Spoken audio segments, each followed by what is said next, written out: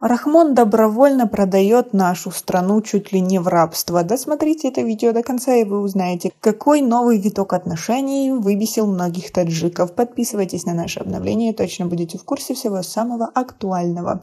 Президент Таджикистана Эмомали Рахмон провел в Самарканде встречу с председателем Китая Си Цзиньпинем, сообщает пресс-служба главы таджикского государства. В присутствии лидеров Таджикистана и Китая были подписаны 3 документа о сотрудничестве. Меморандум о взаимопонимании по укреплению инвестиционного сотрудничества в сфере зеленого роста между Министерствами экономического развития и торговли 2 стран. Меморандум о взаимопонимании по укреплению инвестиционного сотрудничества в направлении цифровой экономики между Минэкономразвития Республики Таджикистан и Министерством коммерции КНР.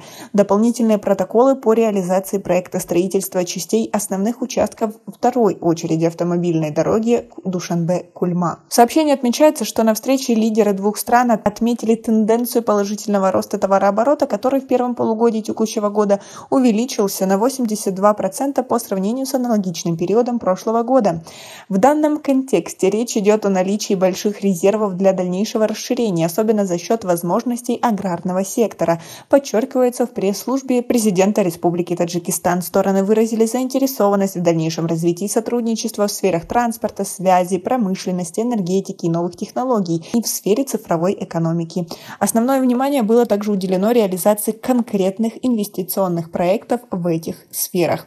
Но многие таджики не особо с воодушевлением относятся к таким договоренностям, ведь Китай достаточно плотно сотрудничает с Таджикистаном, и это не всегда идет на пользу. А как вы относитесь к этому? Свои ответы напишите нам, пожалуйста, в комментарии. Было отмечено, что китайская сторона участвует в реализации проекта строительства Рагунской ГЭС, обновлении производственных мощностей таджикской алюминиевой компании «Талка», а также реализации второй очереди автодороги Душанбе-Кульма. Стороны также поделились своими мыслями по вопросам региональных и международных проблем, особенно в связи с ситуацией в Афганистане. В этой связи Си Цзиньпинь заявил, что китайская сторона хорошо осознает озабоченность Таджикистана с ситуацией в Афганистане и связанными с ней региональными проблемами и готова продолжать тесное сотрудничество в сфере безопасности и укрепления охраны границы с этой соседней страной. В завершении Рахмон пригласил Си Цзиньпиня посетить Таджикистан с официальным визитом.